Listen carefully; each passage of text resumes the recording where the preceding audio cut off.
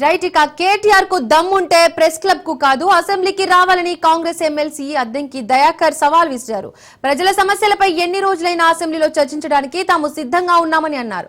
వారి కుటుంబంలో ఆధిపత్యం కోసమే కేటీఆర్ ఇలాంటి ప్రయత్నాలు చేస్తున్నారని మండిపడ్డారు.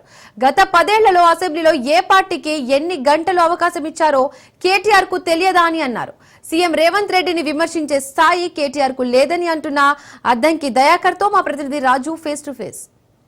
రాష్ట్రంలో అధికార ప్రతిపక్షాల మధ్య మాటల యుద్ధం కొనసాగుతా ఉంది. సవాళ్లు ప్రతి సవాళ్లతో రాజకీయం ఒక్కసారిగా వేడెక్కింది. దీనికి సంబంధించి ఈ రోజు కేటీఆర్ కొద్దిసేపటి క్రితమే ప్రెస్ క్లబ్ కు వెళ్లడం జరిగింది. సీఎం రేవంత్ రెడ్డితో చర్చకు మేము సిద్ధంగా ఉన్నానని చెప్పి కూడా కేటీఆర్ ప్రకటించడం జరిగింది. మరొక వైపు కాంగ్రెస్ నేతలు కూడా దానికి ప్రతిగా స్పందిస్తా ఉన్నారు. కేటీఆర్ ని స్థాయి అది కాదు అని చెప్పి కూడా ఒకవైపు నుంచి కాంగ్రెస్ నేతలు విమర్శలు చేస్తా ఉన్నారు. అసలు దీనికి సంబంధించి కాంగ్రెస్ నేతలు అక్కడికి ఎందుకు వెళ్ళలేదు, సో కాంగ్రెస్ ఎమ్మెల్యేలు ఎమ్మెల్సీలు ఏం చెప్తా ఉన్నారు, దీని గురించి మనతో మాట్లాడేందుకు కాంగ్రెస్ పార్టీ ఎమ్మెల్సీ అద్దంకి దయాకర్ గారు ఉన్నారు. ఆయనతో మాట్లాడి మరిన్ని వివరాలు తెలుసుకుందాం. సార్ నమస్తే అండి. సో ఈ రోజు కేటీఆర్ ప్రెస్ క్లబ్ కు వెళ్ళడం జరిగింది. సీఎం రేవంత్ రెడ్డి ఇచ్చిన ఛాలెంజ్ స్వీకరించి నేను వెళ్ళాను, చర్చకు ఎందుకు రాలేదు అని చెప్పి కూడా కేటీఆర్ ప్రశ్నిస్తాను. సో ఏం చెప్తారు? మేము కూడా అసెంబ్లీకి రమ్మన్నాం, మరి ఇడికి ఎందుకు రాలేదు, పారిపోయిందా? అసెంబ్లీకి ఎందుకు రాలేకపోతున్నాడు? అలా అయ్యంటే ఏదో కారణాలతోనో రేవంత్ రెడ్డి గారి భయంతోనో రాకపోవచ్చు. మరి ఈయన ఎందుకు రావట్లేదు? ప్రజల కోసం ఏదన్నా పాటుపడండి రా నాయన అంటే అధికారంలో ఉన్నప్పుడు ఏం చేయలేకపోయారు, ప్రతిపక్షంలో ఉన్నప్పుడు ఏం చేయలేకపోయింది.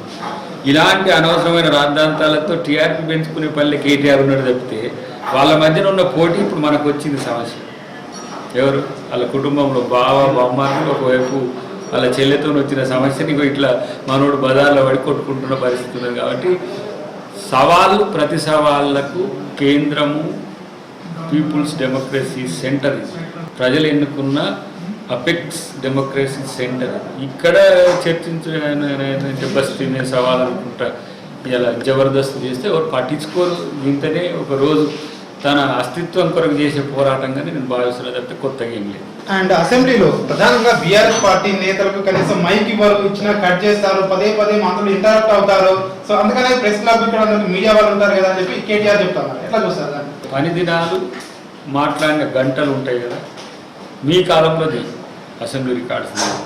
ఇప్పుడు అసెంబ్లీ రికార్డ్స్లో మెయ్య రాకపోయినా నువ్వు, ఏ హోదా లేకపోయినా నీకు, మీ బావకు ఎంత సమయం ఇచ్చి మీరిద్దరే, మళ్ళీ ఇద్దరు ముగ్గురే ఇల్లే టీఆర్ఎస్ నాయకులు, ఆ బీఆర్ఎస్ నాయకులు ఇంకా వేరేటోళ్ళకు కూడా ఇలా అవకాశం ఇవ్వరు. గెలిచిన ఎమ్మెల్యేలకు కూడా ఏమి ఏ హోదా లేకపోయినా వీళ్ళిద్దరు దాన్ని ఎంజాయ్ చేస్తారు. ఎందుకంటే సభ జరగాలి కాబట్టి, వీళ్ళు ఒకళ్ళు ఏడ్స్ వచ్చారు కాబట్టి వాళ్ళకి అవకాశం ఇచ్చిన. మరి ఎన్ని గంటలు ఉన్నాయో సభా సమయాన్ని చూసుకోండి. కాబట్టి ఆడలేక మధ్యలో అన్నట్టుగా ఏదో చర్చ చేస్తుంది తప్పితే అది కాదు.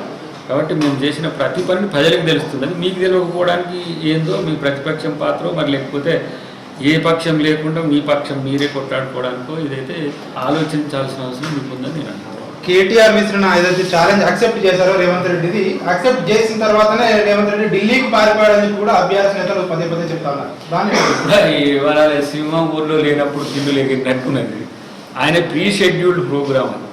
కాబట్టి ఈ పిల్లి ఆటలకు, డ్రామాలకు ఆయన స్పందించాల్సిన అవసరం లేదు.